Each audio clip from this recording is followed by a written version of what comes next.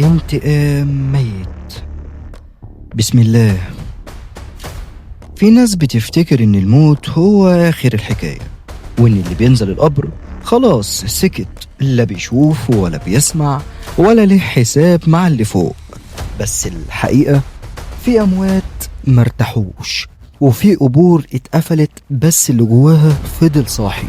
الحكاية ديت مش عن عفريت ولا عن جن بيطلع بالليل ولا عن بيت مسكون. دي حكاية ذنب اتدفن في التراب وساب ريحته تطلع سنين.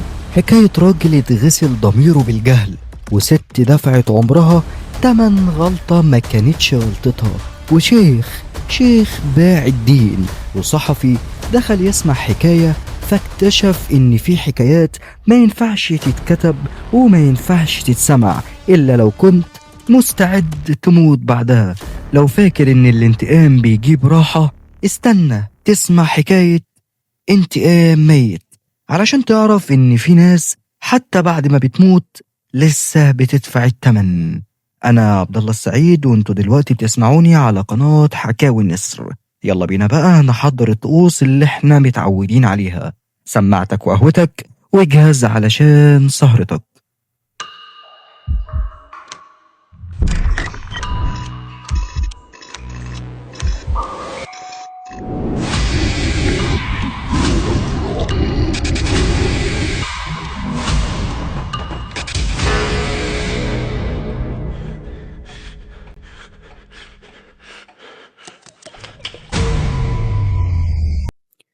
انتقام ميت، الصحفي محمود عطية. او علشان ما بقاش ببالغ قوي، خليني اقول لك اني لسه متعين جديد في جريدة محترمة وكبيرة بواسطة طبعا، وكحال خريج جديد لسه بيشق طريقه في سكة النجاح او ان حد يعرفه اصلا، لازم اجيب خبر يعمل بوم، اتكلم على حاجة جديدة مفيش كتير يتكلم عنها. وعلشان اجيب حكايات من اللي تتحب، حكايات يحبها الناس وتلمسهم وتكون من تراثهم وعاداتهم، قررت اروح للي بيقولوا عليهم المعمرين في الارض. ودول سهل تلاقيهم جدا، ومفيش اسهل من انك تتكلم معاهم. هم عايزين اللي يقعد ويسمعهم، يسمع حكاياتهم وشكوتهم. وانا في النقطة ديت ما توصاش، الحقيقة انا بحب اسمع كويس جدا، او باقوال اخرى ودني. رحت دار مسنين كبيرة، استأذنت من الإدارة ودخلت قعدت مع النزلاء وبدأت أسمع حكاياتهم.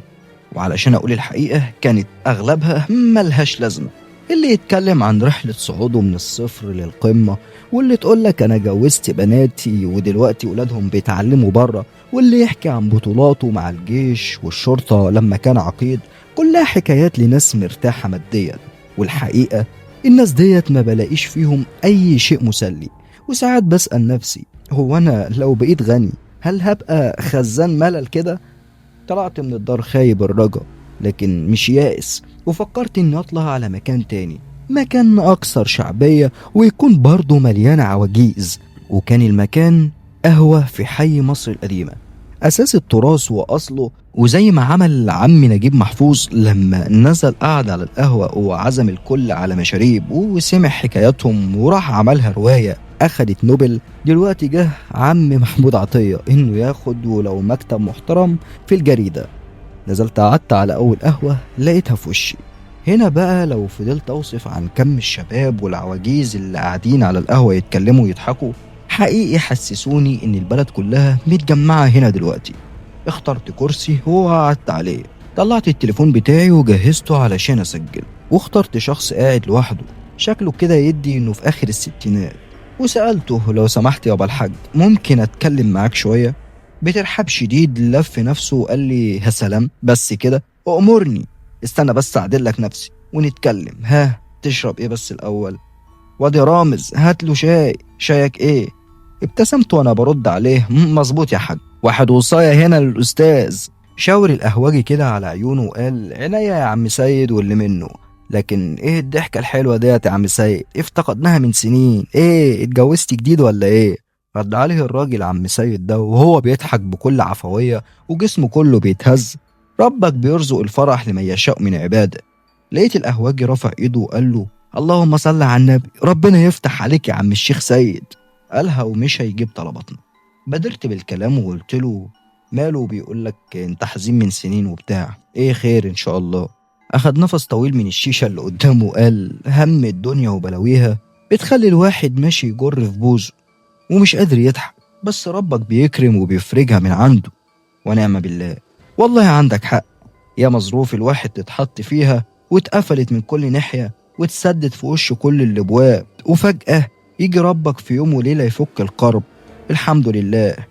مال ناحيتي وقال كل الناس اللي قاعدين دول صحابي ومعارفي، انا متربي هنا، ده انت لو تعرف حكاياتهم وتقعد تسمع وتشوف اللي عاشوه واوقات الشده والموت وغيره هتحمد ربنا على نعمته عليك.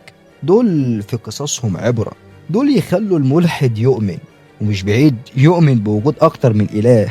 قالها وضحك بعفويه تاني وجسمه بيتهز. ضحكت بدوري وانا بقول له طب تصدق بقى اني هسمع حكاياتهم؟ ده انا نازل النهارده مخصوص علشان اسمع. عارف نجيب محفوظ؟ رد وهو بيشوح باللي بتاع الشيشه. عمنا نجيب محفوظ؟ ومين ما يعرفوش؟ ده جارنا وحبيبنا قبل ما يكون كاتب كبير، الله يرحمه. الله يرحمه يا عم سيد. انا بقى حبيت انزل اعمل زيه، اجرب كده واشوف حظي، اعرف حكايات الناس، مش يمكن ربك يكرم واكسب نوبل زيه. نوبل حته واحده؟ حياة عيالي لو حصل وكسبتها لا يكون ليك الحلاوه يا عم سيد وكل الموجودين هنا. ظبط الفحم كده وهو بيقول انت متجوز؟ قلت له الحقيقه لا. ضربني بهدوء كده في كتفي باللي وقال امال ايه وحياة عيالي ومش عيالي؟ ضحكت وانا بقول له ما انا عقبال ما اكسبها هكون خلفت بقى. جه رامز واحنا بنضحك وحط الشاي قدامنا على الترابيزه وقال لي ده انت في ايدك البركه يا صاحبي انك خليته يضحك، ده انت لو شفته من يومين بس كان يخليك تقوم تقطع شرايينك وتقف تتفرج عليها. لقيت عم سيد ضحك وصوت ضحكته بقى اعلى لدرجه انه لفت نظر الناس الموجوده وقال للرامز الله يحفظك يا رامز، طول عمرك ابن نكته يا ابن الكلب. الله يرحم ابوك كان دمه خفيف برضه. طب تعرف يا استاذ؟ قال له انت اسمك ايه؟ رديت عليه وقلت له محمود يا عم سيد. تعرف يا محمود؟ ابوه ده كان صاحب، كنت انا وهو على طول مع بعض. اتنهد وكمل كلامه كده. هي يلا الله يرحمه ويرحم شهداء الوطن كلهم، مات في حرب اكتوبر. قلنا انا ورامز في نفس واحد الله يرحمه. ورامز زود الكلام وقال لا طالما عم سيد نادى عليك وقال قبل اسمك ياض يبقى انت كده دخلت قلب، اسيبك بقى تقعد معاه. ومشى وسابنا. اتكلم عم سيد بسرعه، خلينا في موضوعنا. انت بتكتب كتاب زي عم نجيب؟ يعني عم سيد تقدر تقول حاجه زي كده. حط لي الشيشه بعد ما خلص وقال لا ده انت كده جيت لمصنع الحكايات. تحب الم لك القهوه هنا تنقي اللي يعجبك ولا احكي لك حكايتي؟ لا لا لا لا، طالما عمي سيد هيحكي حكايته يبقى الكل يركن بقى. قول يا أسطورة، بس على شرط عيوني، اوعاك تقول اسمي الحقيقي. ما كنتش مستغرب من طلبه، فابتسمت وانا بهز دماغي بالإيجاب. فقال لي حلو، قوم معايا بقى. على فين يا عم سيد؟ هقول لك في السكة. جالي إحساس إن طالما بدأت كده يبقى الحكاية تستاهل، وقمنا حسبت له على حاجته وعلى الشاي اللي ما دقتوش إلا علشان خاطر الحلفان هي شفطة. ومشينا من على القهوة لطريق بيته. مشينا في كام شارع واحنا عمالين نتكلم. حكالي على كذا حاجة صغيرة زي خناق وخطف، أفراح انتهت نهايات مأساوية، لدرجة إنه حكالي عن شقة ساكن فيها شوية شباب مع بعض. كل يوم والتاني الناس بتسمع صوت أهات جاية من عندهم، شكوا إنهم بيجيبوا نسوان لمؤاخذة. اتصلوا بالبوليس وجه كسر عليهم الشقة، واتفاجئنا كلنا انهم شويه عيال لمؤاخذه كده شواذ مع بعض. تخيل من قله الستات. يا قطعته بسرعه كده هوب هوب يا عم السيد اصبر الكلام ده يحبسنا ما ينفعش ينتشر خالص. ضحك وكملنا الطريق لحد البيت، وكل ما يشوف حد يشاور لي عليه ويقول لي ده حكايته كذا، لحد ما وصلنا العماره عنده. وكانت كحال كل العماير في المنطقه ديت قديمه وعفى عليها الزمن. طلعنا للدور الثالث، وقفنا لحد ما فتح الباب ودخل. استنيت بره لثواني لحد ما ينبه أهل بيته. لقيته طالع لي وبيقول لي ادخل تعالى مفيش حد جوه. البيت من جوه كان حرفيا مزبلة، وأكبر دليل على لفظ مزبلة هي ريحته البشعة والكراكيب اللي في كل مكان. قاطع السكوت لما قال شقة عازب بقى. اخترت كرسي وقعدت عليه. بادر هو بالكلام. طبعا شربنا على القهوة وكله تمام. ندخل بقى في الجد. صلى على النبي عليه أفضل الصلاة وأزكى السلام. طلعت التليفون من جيبي وفتحت المسجل. بدأ كلامه بتنهيدة وقال شوف أنا ما كنتش حابب أتكلم، وحلفت إني مش هفتح بقي غير لما أعمل اللي في دماغي. ولما حصل جه الوقت إن أشارك فرحتي مع غيري. أنا هحكي لك حكايتي، الحكاية اللي هتغطي على كل اللي قلته لك في السكة لحد دلوقتي. الحكاية ديت بيني وبين ربنا، ويعتبر انت أول حد يعرفها. ركز معايا بقى، ركز في كل تفاصيلها، سجل كل حرف بقوله وارجع البيت اكتبه. أكيد مش هحكي لك الحكاية كلها دلوقتي، هديك فرصة إنك ترجع البيت تكتب اللي سمعته وتجيلي تاني يوم علشان نكمل. بس أنا طالب منك طلب صغير، ما تقولش على اسمي الحقيقي، ما تقولش على المنطقة اللي عايش فيها، مش عايز أي حد يعرف حاجة أو يكتشف أي وجه تشابه، ماشي؟ هزت راسي بالإيجاب وبعدين قال لي بسم الله وعلى بركة الله. اسمحوا لي أكتب بشخصية عم سيد، وأكون بدل من ناقل الخبر أكون راوي حدث.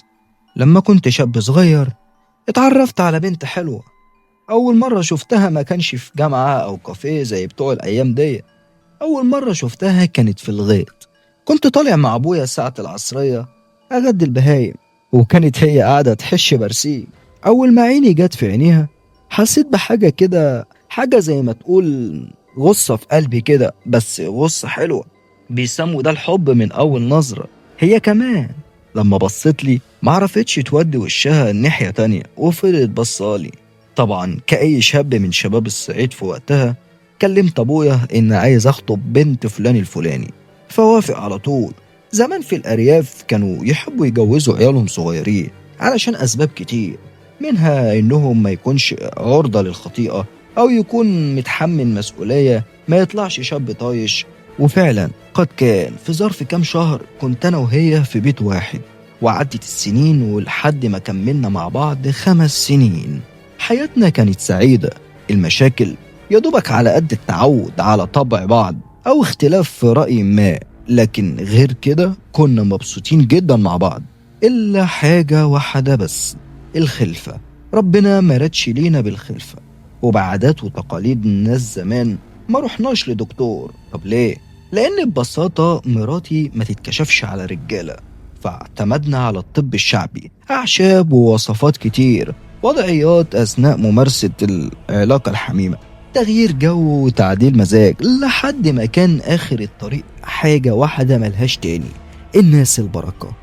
رغم أبويا اللي كان رافض وأمي اللي زعلت مني وبصات الناس ليا في الشارع، إلا إننا رحنا لواحد اسمه الشيخ عوض. كنت رايح هناك وأنا عارف إني بستعيذ بغير الله، وده في حد ذاته شرك، لكني كنت بسكت ضميري وبقول ديت أسباب ربنا مسببها. الشيخ عوض الجمال كان راجل بركة زي ما أهل البلد بيقولوا عليه، له كرامات وواصل، بيته ما بيفضاش من الناس اللي على طول طالبة من كراماته. قعدنا وسطهم لحد ما جه الدور علينا ودخلنا، حكينا له على اللي احنا فيه باختصار وآراء الناس اللي عملناها وما جابتش أي نتيجة. ولما خلصنا قال بمنتهى السهولة العيب فيكي، محدش عامل لك عمل عشان ما تفكريش، العيب رباني وإن شاء الله نقدر نعدله. قلت في سري حاشا الله، ربنا ما بيعملش حاجة غلط أو معيوبة. وطلب مننا 3 طلبات نعملهم على 3 أيام متتالية. الأول تعدي من فوق مبخرة 7 مرات أو حاجة بتطلع دخان، بس يكون الفحم أو الكلوح اللي النار قايدة منه يكون مرشوش عليه من تراب مقابر. والطلب التاني ترمي شوية تراب على الأرض وتنزل تلحسه، وهيكون من نفس التراب بتاع المقابر. والطلب الأخير هو السلام، معاهدة السلام، هتنزلي تنامي يوم كامل في القبر. الطلب الأخير خلانا احنا الاتنين بصينا لبعض واحنا خايفين، وعلامات التردد بقت مالية وشوشنا. فكرت كتير ان امشي، بس في حاجة بتمنعني، كأن في حد بيشدني في الكرسي. أضاف على كلامه بس خدي بالك حاجة غلط تعمليها منهم أو تفوتي يوم هتعيدي من الأول. رمى كلمته وسكت وبصلنا بكل تحدي. فقلت له هو ليه كل ده وقبور ايه اللي هننزلها؟ قطع كلامي وقال لي هتنزلها لوحدها، محدش هينزل معاها، ولو مش عاجبك كلامي خلاص امشي، بس اعرف ان مراتك مش هتشوف خلفة ابدا لو ما عملتوش اللي بقول عليه. بصيت لها كانت خايفة قوي، وصوتها وهي بتبلع ريقها كان مسموع وانفاسها متسارعة. مسكت في دراعي وقالت أنا موافقة يا سيد وجاهزة أعمل ده. همست وأنا بقول لا أنت مش جاهزة ولا عايزة ده، هو أنا مش هغصبك على حاجة، ما تخافش عليا، سيبها على الله. بصيت لعوض لقيته بيبتسم، حسيته شمتان فينا. اتكلم وقال لي بعد تنفيذ كل طلب تعاشرها. أخدت مراتي ومشيت رحت البيت، ولما وصلنا قلت لها بعصبية وعلشان ايه كل ده، العيال محروق ابو الخلفة على اللي عايزينها. قالت لي انا نفسي فيها، نفسي في عيل يشيل اسمك ويخليني رافع راسي قدام الناس، مش بدل ما كل اللي يشوفني يقعد يلقح بالكلام. انا عايزه العيل ده يا سيد. حاولت اتكلم لكنها ما ادتنيش اي فرصة. قالت انا مش عايزه اكون خارجه عن طوع، كل اللي انا عايزاه هو الخلفة، ومش هقولك عايزاها علشان اشوفك فرحان، علشان عارفاك هتقولي لو ده اللي هيفرحني مش عايزه، انا عايز اخلف علشان نفسي في ده، فهمني يا سيد. ما لقيتش بصراحة حاجة اقولها لها. بصيت الارض بنفس حيلة او طلب، جبنا جذع شجر قديم وولعنا فيه، وقبلها كنت في المقابر جبت شوية تراب من تربة مفتوحة ورشتهم على الخشب من غير ما يطفي، وبدأت مراتي تعدي من فوقه مرة والتانية والتالتة لحد ما قفلت 7 مرات. بعدها قعدنا مع بعض قضينا ليلة مع بعض. وتاني يوم جه وقت الطلب التاني، رحت المقابر لتاني مرة وجبت منها شوية تراب جداد وخليتها ترميهم على الأرض.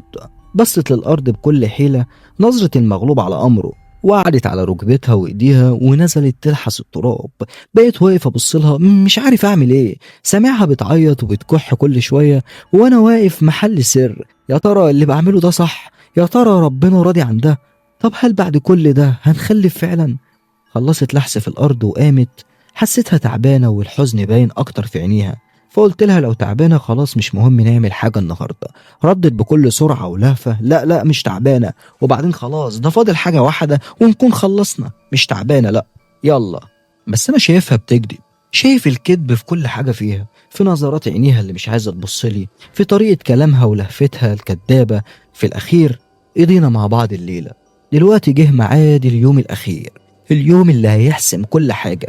أخدتها على المقابر الساعة كانت 12 بالليل، الناس كلها كانت نامت، مفيش حد في الشارع، ما كانش فيه غير صوت الكلاب وشوية فيران بتجري هنا وهناك. صوت عواء الهوا كان مرعب، وكنت سامع الغربان بتنعق في كل مكان حوالينا.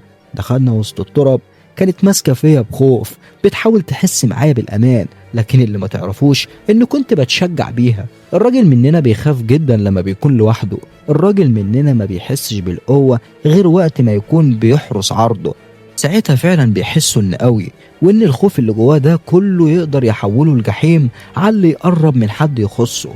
رحنا للتربة المفتوحة، بصينا لبعض، قلت لها وأنا خايف تعالي نمشي، كفاية اللي عملناه، محدش عارف لما تطلعي من هنا هيحصل ايه. ابتسمت ابتسامة باهتة كده وقالت حاسة ان الميعاد قرب والواد هيطلع شبهك، ولفت وشها ودخلت، فلتت من ايدي اللي ماسكاها ودخلت التربة وقفلت على نفسها. وقفت بره بص في كل مكان، كل حتة حواليا، صوت الغراب فوق مني بيخوف، حاجة معرفهاش بتزحف في كل مكان قريب مني بس مش قادر اشوفها. الهوا ساقع بيخبط في وشي، لكن عقلي كان في حتة تانية بيسأل نفس سؤاله، اللي بنعمله ده كفر. ولسه ما خلصتش الكلمة سمعت مراتي بتصرخ من جوه التربة. لقيت عمي سيد سكت فجأة وابتسم وقال تعالى بكرة كمل لك الباقي. قلبي كان بينبض بسرعة، كنت متوتر جدا، فقلت له ايه اللي حصل، ممكن تحكي لي الجزئية ديت؟ رد وقال لي بكرة بقى نكمل كلام، روح اكتب كل حاجة قلتها لك بس ما تنساش اوعى تكتب اسمي الحقيقي او مكان سكني، اتفقنا؟ هزيت راسي بالاجاب وبقوم علشان امشي رغم بشاعة الريحة اللي في البيت، لان حكاية عم سيد كانت مشوقاني لدرجة اني نسيت كل حاجة وركزت مع الحكاية. رجعت البيت وبدأت اكتب اللي قاله، على الرغم اني عارف الناس بيبدأوا كلامهم بركز في كل تفصيلة علشان مهمة، دول الناس اللي بينسوا اغلب تفاصيل القصة او بتكون حكاياتهم مشوهة.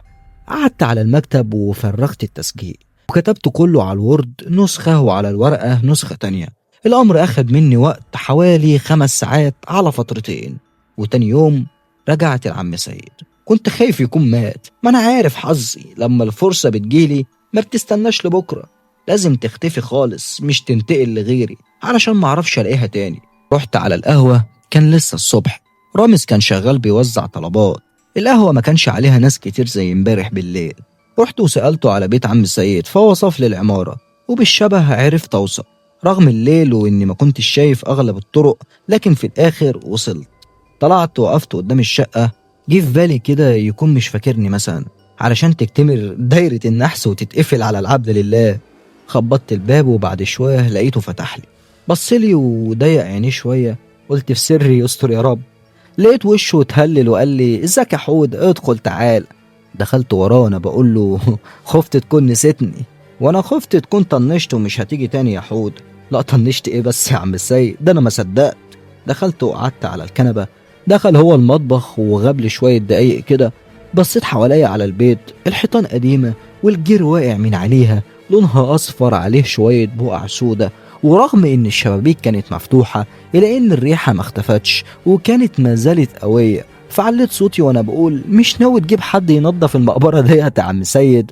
جه عليا وهو شايل كوباية عصير بإيده وبيحطها قدامي وقال الميتين ما بيحبوش يتنضف تربتهم، اشرب. طب ما حرامي بيدخل ينبش قبر حد، بيفضلوا أهل المكان طول الليل مش عارفين يناموا، طبعا حد قلق منامهم. فضحكت وانا بقول له وده مين اللي قلبه جامد يقدر يدخل هنا؟ ده انا كنت قاعد امبارح مش عارف اخاف من حكايتك ولا شكل الشقه. اتركن على الكرسي وقال اللي حكيتهولك امبارح ده كوم، واللي جاي النهارده احكيهولك كوم تاني خالص. يعتبر انا قلت لك 1% بس من الحكايه. قلت له وانا بطلع التليفون من جيبي لا ده انت تقول بقى. جهزت التسجيل ولقيته بياخد نفس طويل وبيقول بسم الله وعلى بركه الله. لما سمعت مراتي بتزعق من جوه زقيت الباب برجلي وفتحت الباب. ما سمعتلهاش حس لغايه ما دخلت لها جوه، شدتها وطلعتها كانه ما فيهاش نقطه دم.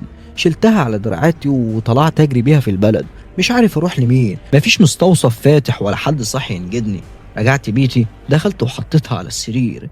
جريت جبت لها كوبايه ميه وحاولت اسقيها لها. جسمها عمال يبرد اكتر وكنت حاسس بنفسها بيقل. طلعت للشارع ازعق وانادي على الناس، كل طلع من بيوته وجالي. دخلنا جوه وانا بشاور لهم على الاوضه. مراتي بتموت. دخلوا ستات ورجاله عليها، اتلموا حواليها وانا واقف بره، قلبي هيتخلع من الخوف. فات دقايق ما كنتش قادر اسمع صوت كلام الناس من الصفافير اللي في وداني، لكني سمعت صوتهم، صوت ستات بتصرخ. وما احتجتش لذكاء كتير علشان افهم ان مراتي ماتت. تاني يوم بالليل بعد العزا ما انفض والكل روح بيته، ابويا كان قاعد يتكلم معايا. ما كنت سامع هو بيقول ايه لان دماغي كانت بتفكر في حاجة تانية. بصيت لابويا مرة واحدة وقلت له سيبني لوحدي يا حاج، انا عايز اقعد شوية مع نفسي. حط ايده على كتفي وقال وحد الله، ده قدر ومكتوب.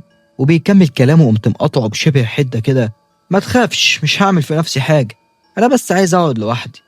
ولما حسيت اني اتكلمت بطريقة وحشة مع ابويا فحاولت اصحح لهجتي، معلش يا يابا حقك عليا. ابتسم كده بحنان وقام وهو بيقول عذرك وحاسس باللي جواك، هسيبك شوية ترتاح، جايز في كلام مع نفسك عايز تقوله.